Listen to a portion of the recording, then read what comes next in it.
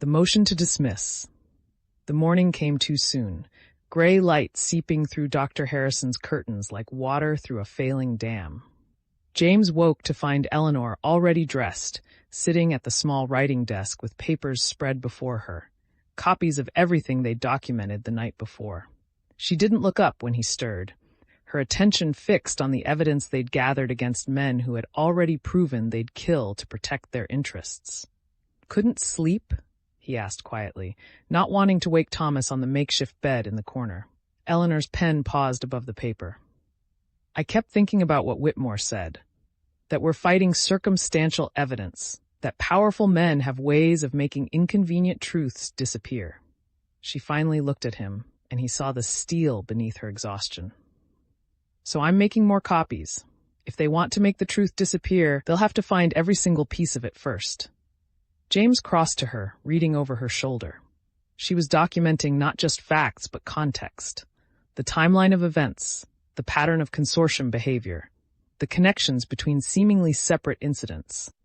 It was the work of someone who understood that truth needed armor to survive in a world where lies came backed by money and violence. "You should have woken me," he said. "We could have worked together." "You needed rest, and I needed." She set down the pen, flexing her cramped fingers. "I needed to do something other than wait and worry. This is what I can control, making sure our story survives even if we don't." The casual acknowledgement of their mortality should have shocked him. Instead, it felt like honesty they'd earned through survival. "We're going to survive this, Eleanor. We've come too far to—" "Don't." She touched his hand gently but firmly. "Don't make promises neither of us can keep. Just promise me you'll fight, that if something happens to me, you'll keep fighting for Thomas and Sarah, for the homestead and everything we've built." James gripped her hand, feeling the ink stains on her fingers, the calluses from frontier work, the wedding ring he'd placed there 14 years ago in a different world. "I promise. And you promise me the same." "Always have," Eleanor said. Then she smiled, tired but real. "Now help me finish these copies before Thomas wakes up asking questions I don't know how to answer." They worked in silence as Medicine Hat stirred to life beyond the windows. The sound of wagon wheels on frozen ground, merchants opening shops, the town beginning its daily rhythms, normal life continuing while they documented murder and conspiracy by lamplight. Sarah appeared in the doorway as dawn properly broke, already dressed and alert. She'd taken the last watch, James knew, sitting at the parlor window with a rifle across her lap and eyes that never fully closed. His daughter had learned to sleep like a soldier, in fragments, always ready to wake. "The watchers changed shifts an hour ago," she reported quietly. 4 now instead of 3. They're positioning around all approaches to the house. "Expecting something," James said. It wasn't a question, or preparing for it. Sarah moved to the desk, scanning their work. "Whitmore files the motion this morning. The consortium knows we're moving against them. They'll want to send a message before the judge even reads it." Eleanor looked up sharply. "What kind of message?" "The kind that makes other people think twice about helping us, about testifying or providing evidence."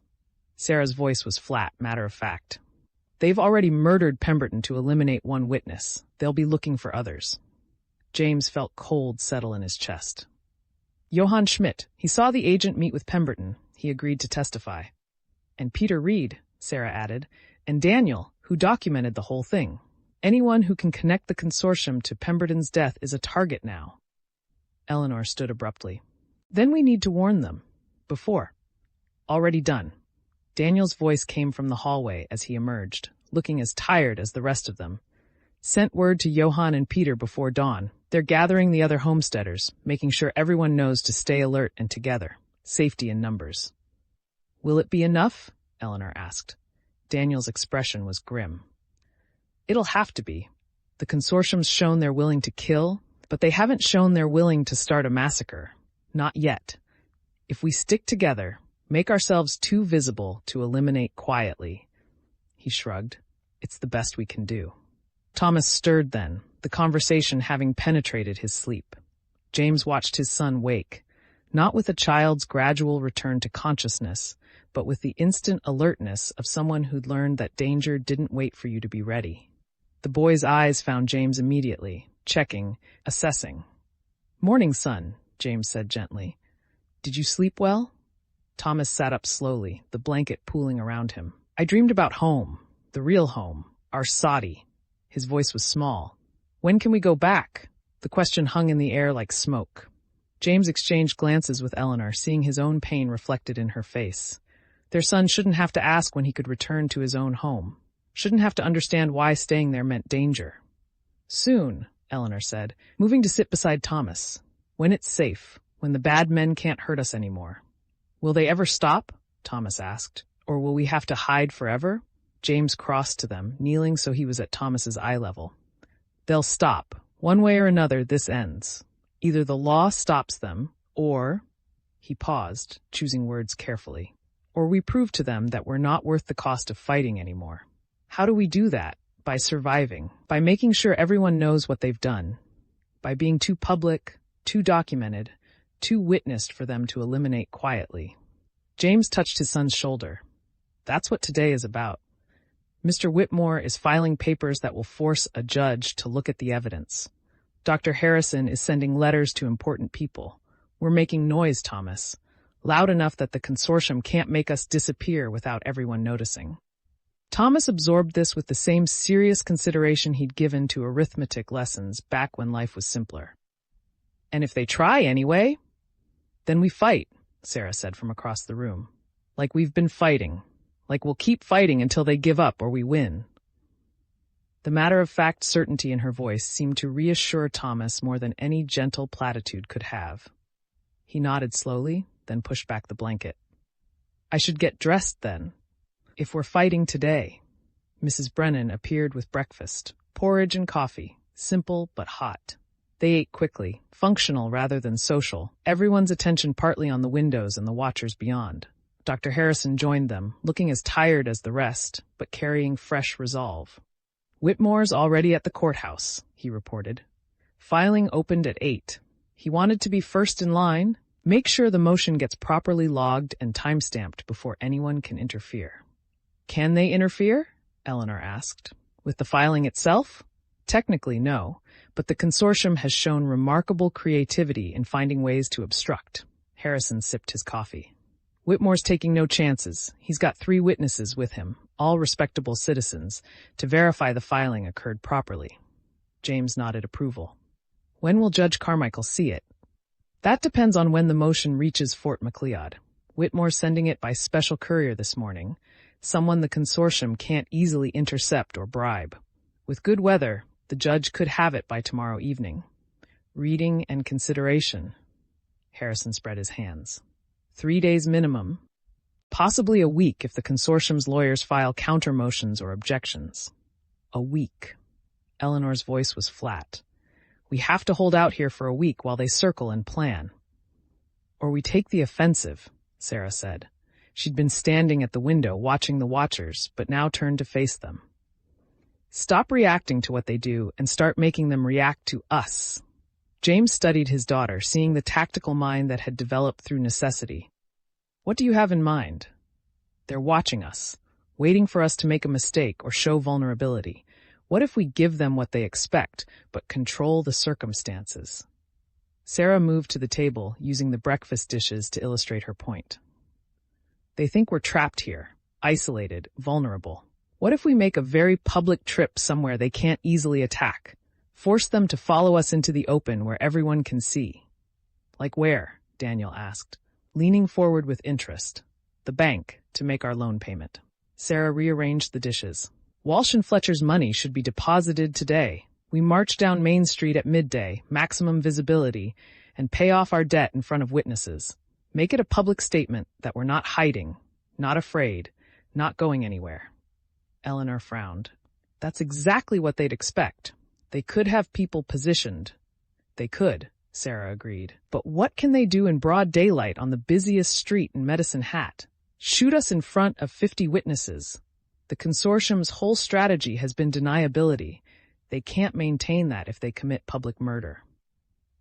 "She's right," Daniel said slowly. "They've been careful to make everything look like accidents or natural causes. Pemberton's suicide, the bank fire, Even the attempt on Brennan was done at night when they could claim confusion. But Main Street at noon.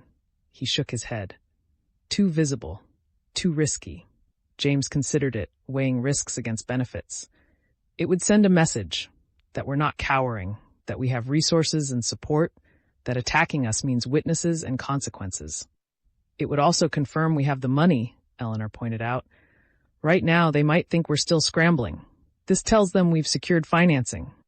They probably already know, Harrison said pragmatically. Walsh and Fletcher aren't exactly subtle men. The consortium likely has informants who've reported the loan arrangement. He looked at Sarah with new respect. The girl's plan has merit. Public action, maximum visibility, clear statement of intent. It puts the consortium on notice that we're not just surviving, we're thriving despite their interference. James made his decision. We do it. All of us except Thomas. He stays here with Mrs. Brennan where it's safe. The rest of us make the walk together, pay the debt, and show Medicine Hat that the Mackenzie family isn't going anywhere. Thomas opened his mouth to protest, but Eleanor cut him off gently. This is grown-up business, sweetheart. Boring bank things. You'll be much happier here with Mrs. Brennan's cookies than standing in line at a stuffy bank. The boy's expression suggested he saw through the excuse, but was too tired to argue. Fine, but you all come back. Promise? Promise, James said, making the oath he'd told Eleanor not to make. But some promises were necessary, even knowing you might not be able to keep them. They spent the next 2 hours preparing. Eleanor and Sarah made themselves presentable. Not fancy, but respectable enough to make a statement. Daniel checked his rifle and pistol, then reluctantly left them behind at Harrison's insistence. We're making a point about civilization and law, the doctor said firmly. Walking armed through town undermines that message. James agreed, though it felt wrong to step outside without a weapon after the past weeks. But Harrison was right. They needed to project confidence in the law's protection, not advertise their fear. At 11:30, they assembled in Harrison's front hall. James, Eleanor, and Sarah. Daniel and Harrison. 5 people preparing to walk 3 blocks through a town that felt increasingly hostile. Through the window, James could see the consortium watchers noting their preparations, one already moving off, presumably to report to his superiors. They'll know we're coming, Eleanor said quietly. Good, Sarah replied. Let them know. Let them see us walking freely while they skulk in shadows. They stepped out into the November morning. The cold hit immediately, sharp and clean after Harrison's warm house. Main Street stretched before them, busy with midday traffic. Wagons, riders, pedestrians going about their business. Normal life, oblivious to the war being waged in its midst. James took Eleanor's arm, Sarah on his other side, Daniel and Harrison flanking them. They walked at a measured pace, neither hurrying nor dawdling, heads turned as they passed. Word had spread about the Mackenzies, the homesteaders fighting Toronto money, the family that had survived everything the consortium threw at them. Some faces showed sympathy, others curiosity, a few open hostility. The consortium watchers followed at a distance, not even pretending subtlety now. James counted 4 of them, positioned to observe from different angles. Let them watch, he thought. Let them report back that the Mackenzies walked Medicine Hat's streets like free citizens with nothing to hide. The bank loomed ahead, rebuilt facade still showing scorch marks from the fire, temporary boarding covering damaged sections. Cornelius Webb stood in the doorway, pale and nervous, watching their approach. Behind him, James glimpsed other faces. The bank's interior was crowded with afternoon customers, all of whom would witness this transaction. Perfect. They climbed the steps together, and Webb stepped aside without a word. Inside, the bank had been hastily restored. New counters replacing burned ones, fresh paint not quite covering smoke damage, the smell of charred wood still lingering beneath lye soap and varnish. Conversations died as they entered, all eyes turning to watch. James approached the main counter, Eleanor beside him. We're here to settle our account, he said clearly, voice carrying in the sudden silence. The bridge loan from Walsh and Fletcher has been deposited. We're paying the full balance on our note. Webb moved behind the counter with obvious reluctance. I'll need to verify the deposit first. If you'll wait. We'll wait, James said calmly. Take all the time you need. We want this done properly, with full documentation. The message was clear. This transaction would be witnessed, recorded, and unimpeachable. Webb understood. He disappeared into the back room where the vault had been reinforced, emerging minutes later with a ledger and several papers. "The deposit was confirmed this morning," he said quietly. $300 from Henry Walsh and Margaret Fletcher, designated for the Mackenzie account. He met James's eyes briefly, and something like apology flickered there before he looked away. "Your current balance is $280. Paying that would leave $20 remaining in your account." "Apply the full $300 to the note," James said. "Close it out completely. We want no outstanding balance, no technicality they can use against us." Webb nodded and began preparing the paperwork. The bank remained silent, everyone watching this small drama play out. James felt the weight of their attention, understood that this moment was about more than settling a debt. It was about showing that ordinary people could stand against powerful interests and survive, that Toronto money didn't always win. The documents took 20 minutes to prepare. Webb worked with meticulous care, checking every figure twice, ensuring no errors that could later be exploited. Finally, he pushed the papers across the counter. "Sign here and here, your wife as well, since it's a joint account." James and Eleanor signed together, their hands nearly touching on the paper. Webb countersigned, added his seal, then produced a final document from beneath the counter. "Paid in full," he said formally. "Your note is satisfied. The lien on your property is released." He paused, then added more quietly, "Congratulations, Mr. Mackenzie. You've done what many thought impossible." James took the receipt, the physical proof that they'd beaten this particular deadline. "Thank you, Mr. Webb." He turned to address the watching crowd. "I want everyone here to witness that the Mackenzie family's debt to this bank is paid in full. Our homestead is free and clear. Whatever else happens, that much is secure." A few people nodded. Others looked away, uncomfortable with the open acknowledgement of the conflict everyone pretended not to see. But they'd heard, they'd witnessed. If something happened to the Mackenzies now, people would remember this moment and ask questions. They left the bank together, stepping back into the cold afternoon. The consortium watchers were still there, still following. But something had shifted. James felt it in his chest. Not victory exactly, but solid ground beneath his feet. One battle won. One piece of security claimed. They were halfway back to Harrison's house when Daniel tensed beside him. "Someone's coming! Fast!" James looked ahead and saw Johann Schmidt riding hard down Main Street, his horse lathered despite the cold. The big German pulled up sharply, swinging down before the animal fully stopped. "James, thank God!" Schmidt's accent was thick with urgency. "You need to come, now." "Peter Reed's homestead. There's been a fire. Started this morning while Peter was in town. His wife and children got out, but the house, everything's gone." Eleanor's hand found James's arm, gripping tight. Was anyone hurt? No one injured, but James. Schmidt's expression was grim. It wasn't an accident. Peter found boot prints in the snow leading away from where the fire started. Someone set it deliberately. And they left something, a note, nailed to the barn door. "What did it say?" James asked, though he already knew the answer. "Accidents happen to those who help the wrong people." Schmidt's voice shook with anger. "They're sending a message, attacking our families because they can't get to yours directly." The ground James had felt beneath his feet suddenly felt less solid. They'd anticipated the consortium might target witnesses, but not this. Not burning homes, not threatening families who'd done nothing except stand with neighbors in need. "Where's Peter now?" Daniel asked. "At my place with his family.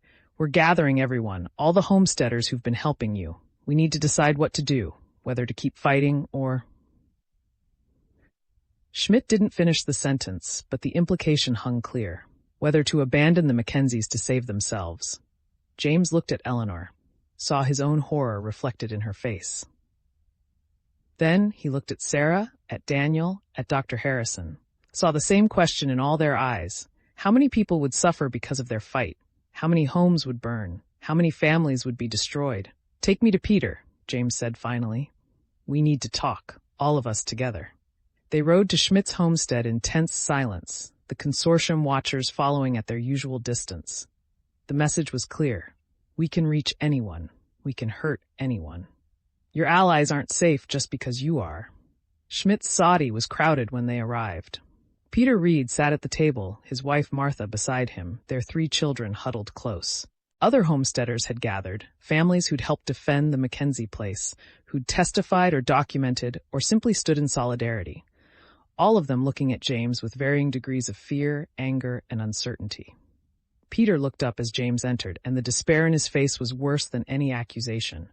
"They burned it all, James. Everything we built. 3 years of work, gone in an hour." "I'm so sorry," James said, the words feeling utterly inadequate. "Peter, I never meant." "I know."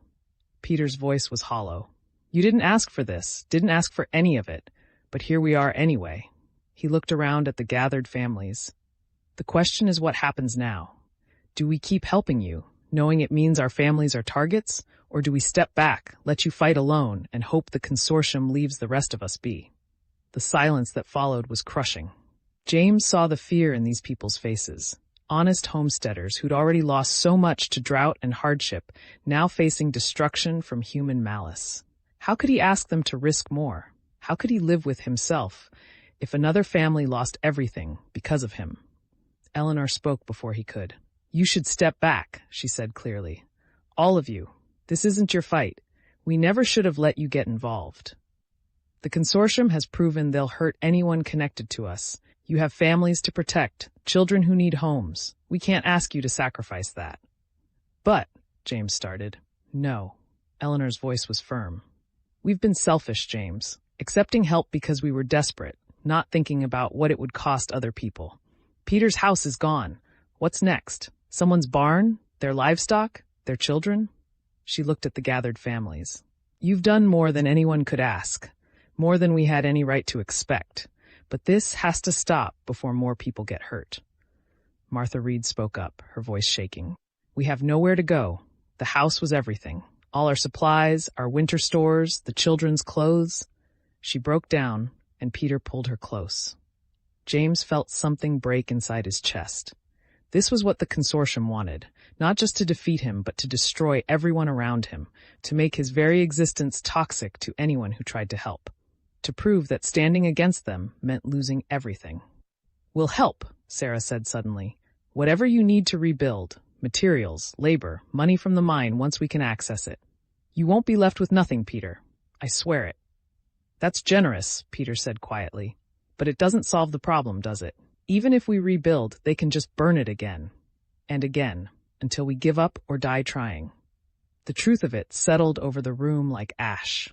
The consortium had found their strategy, not attacking the Mackenzies directly, but destroying their support system, isolating them through terror. "There has to be a way to fight this," Daniel said. "Some way to protect everyone while still moving forward." "Is there?" Johann Schmidt asked. "Or are we just fooling ourselves?